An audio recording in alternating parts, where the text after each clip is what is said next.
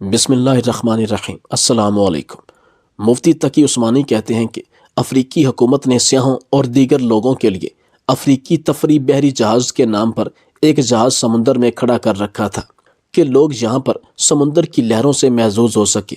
اس کی خاص خوبی یہ تھی کہ افریقہ کی حکومت نے اس پر سفر کرنے والوں سے کسی قسم کی فیس یا ٹیکس وغیرہ لاگو نہیں کیے تھے۔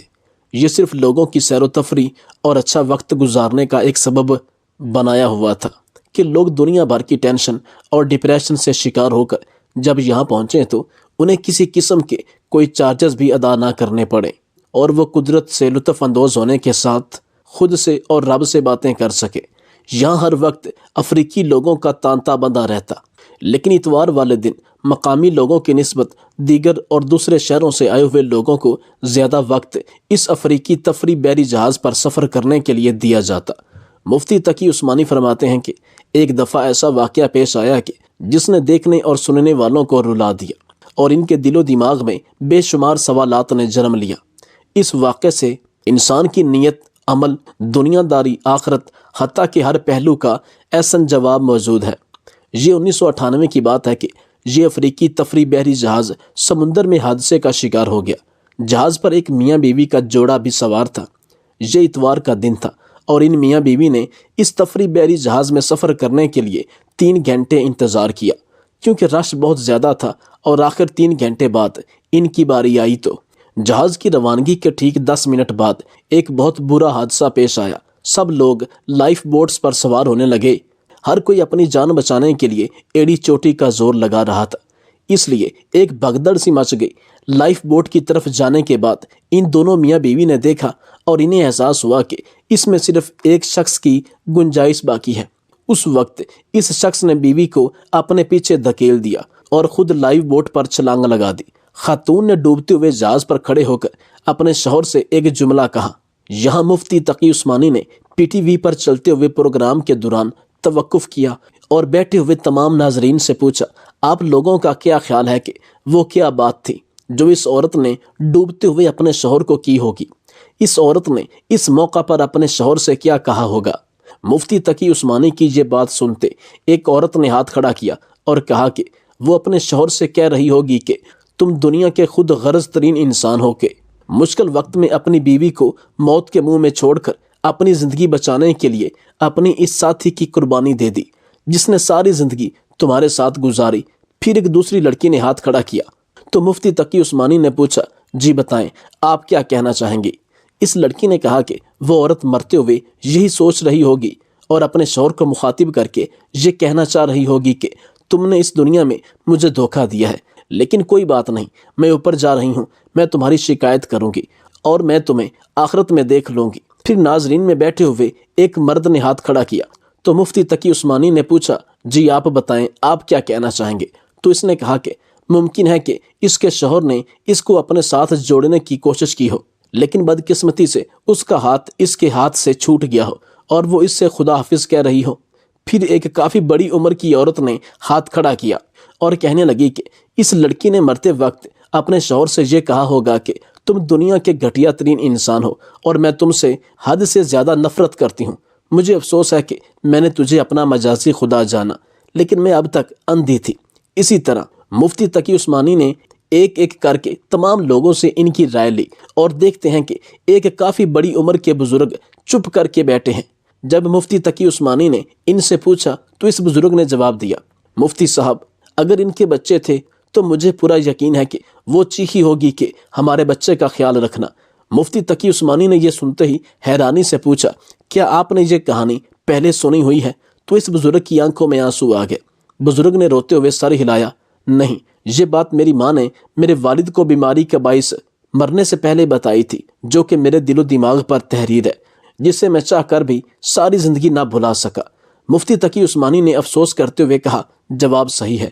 اور کچھ ایسا ہی معاملہ پیش آیا کہ تفریح بحری جہاز ڈوب گیا۔ وہ شخص باخیریت اپنی جان بچا کر گھر پہنچ گیا، لیکن یہاں یہ بات کرنا بہت ضروری ہے کہ جب یہ شخص اپنی جان بچا کر کنارے پہ بیٹھا تو اس کی آنکھوں سے آنسو جاری تھے، چونکہ وہاں اور بھی بے شمار لوگ تھے جو یہ سارا منظر دیکھ رہے تھے اور چند ایک ایسے خوش نصیب بھی تھے جو کہ اس جہاز سے اپنی جان بچا کر اس کے ساتھ ہی کنارے پر بیٹھے تھے۔ جب لوگوں نے اس کی طرف دیکھا اور یہ شخص رو رہا تھا تو مختلف لوگوں نے اسے مختلف جملے کسے کہ اب تم مگرمچھ کے آنسو کیوں بہا رہے ہو؟ تم انتہائی خود غرض انسان ہو۔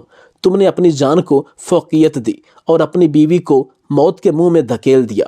ایک عورت تو غصے سے اٹھ کر اس کے منہ پر تھپڑ مارنے لگی، جس کے جواب میں یہ شخص بالکل خاموش رہا اور روتا رہا۔ کسی نے اسے بد دعا دی کہ کاش تم بھی اپنی بیوی کے ساتھ مر جاتے، لیکن تم کیسے مر سکتے تھے کیونکہ تمہیں تو اپنی جان پیاری تھی۔ اگر میرے بس میں ہو تو میں تجھے ابھی مار دوں۔ ایک مرد بولا کہ تم تو مرد ذات کے نام پر گھٹیا دھبا ہو۔ الغرض یہ کہ جتنے بھی لوگ موجود تھے انہوں نے اس کو بہت زیادہ باتیں سنائیں۔ یہ کچھ تو پہلے اپنی بیوی کی وجہ سے پریشان تھا اور کچھ لوگوں کے تانے سن سن کے چیخو پکار کے ساتھ رو رہا تھا، حتیٰ کہ شام ہو گئی اور یہ اپنے گھر پہنچ گیا۔ یہ بندہ لوگوں کی باتوں سے اس قدر تنگ آیا کہ اس نے اپنا ذاتی گھر چھوڑ کر دوسرے شہر میں ایک کرائے پر مکان لیا، تاکہ جب کل کو اس کی بیٹی بڑی ہوگی تو لوگ اس سے بھی باتیں کریں گے کہ تمہارا باپ خود غرض ہے وغیرہ وغیرہ۔ اس شخص نے ہمت کر کے اپنی بیٹی کو تن تنہا ہی پالا۔ اس شخص کی موت کے کئی سال بعد ان کی بیٹی کو اپنا سامان صاف کرتے ہوئے اس کی ایک ڈائری ملی۔ اس ڈائری سے یہ راز اشکار ہوتا ہے کہ جب اس کے والدین تفریح جہاز پر گئے تھے تو ماں کو پہلے سے ہی ایک لا علاج بیماری کی تشخیص کی گئی تھی۔ اس نازک لمحے میں باپ زندہ بچ جانے کے واحد موقع سے فائدہ اٹھا کر بھاگ نکلا۔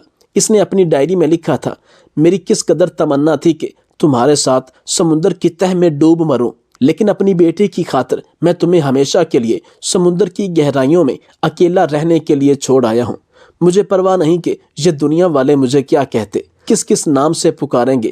مفتی تقی عثمانی صاحب بھی اداس ہو گئے اور کہا کہ کہانی ختم ہو گئی۔ پھر ہر طرف خاموشی چھا گئی۔ کچھ دیر کی خاموشی کے بعد ناظرین میں بیٹھے ہوئے چند لوگوں نے مفتی تقی عثمانی سے کہا کہ اس کہانی کا مورل کیا ہے، یعنی کہ نتیجہ کیا ہے، کیونکہ مفتی تقی عثمانی صاحب جب کبھی بھی کوئی بھی واقعہ سناتے تو اکثر اوقات اس کا مورل، اس کا نتیجہ، اخلاقی سبق ضرور بیان کرتے ہیں تاکہ لوگوں کو اس سے عبرت حاصل ہو۔ جبکہ کچھ لوگ کہانی کے اخلاقی سبق کو سمجھ چکے تھے۔ پھر مفتی تقی عثمانی نے فرمایا کہ اس میں کوئی شک نہیں کہ دنیا میں اچھائی اور برائی کا وجود ہے، لیکن ان کے پیچھے بہت سی پیچیدگیاں ہیں جن کو سمجھنا مشکل ہے۔ یہی وجہ ہے کہ ہمیں کبھی بھی کسی کی پوری بات کو سنے سمجھے بغیر اپنی رائے کو کسی پر مسلط نہیں کرنا چاہیے۔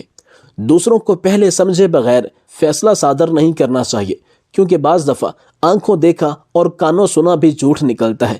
اور بے شک اللہ تعالیٰ نے قرآن پاک میں فرمایا ہے کہ انما الاعمال بالنیات، یعنی کہ اعمالوں کا دار و مدار نیتوں پر ہے۔ پھر فرمایا کہ جو لوگ بل ادا کرنا پسند کرتے ہیں وہ اس لیے نہیں کرتے کہ وہ دولت مند ہیں، بلکہ اس لیے کہ وہ دوستی کو پیسے پر ترجیح دیتے ہیں۔ جو لوگ کام میں پہل کرتے ہیں وہ اس لیے نہیں کرتے کہ وہ بے وقوف ہیں، بلکہ اس لیے کہ وہ ذمہ داری کے تصور کو سمجھتے ہیں۔ جو لوگ جھگڑے کے بعد پہلے معافی مانگتے ہیں وہ اس لیے نہیں کرتے کہ وہ غلط ہیں، بلکہ اس لیے کرتے ہیں کہ وہ اپنے ارد گرد کے لوگوں کی قدر کرتے ہیں۔ جو لوگ آپ کی مدد کرنے کو تیار ہیں ایسا اس لیے نہیں کرتے کہ وہ آپ کی کسی بھی چیز کے مقروض ہیں، بلکہ اس لیے کہ وہ آپ کو ایک سچے دوست کے طور پر اہمیت دیتے ہیں۔ ایک دن ہم سب ایک دوسرے سے بچھڑ جائیں گے، پھر ہم پر موضوع اور کوئی بھی موضوع نہ ہونے کے بارے میں ہماری گفتگو کو یاد کریں گے اور ان خوابوں کو جو ہم نے مل کر دیکھے تھے۔ دن، مہینے، سال گزرتے جائیں گے یہاں تک کہ یہ رابطہ نایاب ہو جائے گا۔ ایک دن ہمارے بچے ہماری تصویریں دیکھیں گے اور پوچھیں گے کہ یہ کون لوگ ہیں، اور ہم پوشیدہ آنسوؤں کے ساتھ مسکرائیں گے، کیونکہ ایک مضبوط لفظ دل کو چھو لیتا ہے، اور آپ کہیں گے یہ وہی تھے جن کے ساتھ میں نے اپنی زندگی کے بہترین دن گزارے تھے۔ مفتی تقی عثمانی فرماتے ہیں کہ مجھے شیکسپیئر کا یہ جملہ بہت زیادہ خوبصورت لگتا ہے کہ اس دنیا میں آیا ہوا ہر شخص اپنی زندگی کے سٹیج پر مختلف کردار ادا کرتا ہے اور چلا جاتا ہے۔ کوئی اس کردار کی تعریف کرتا ہے تو کوئی اس میں سے نقص نکالتا ہے۔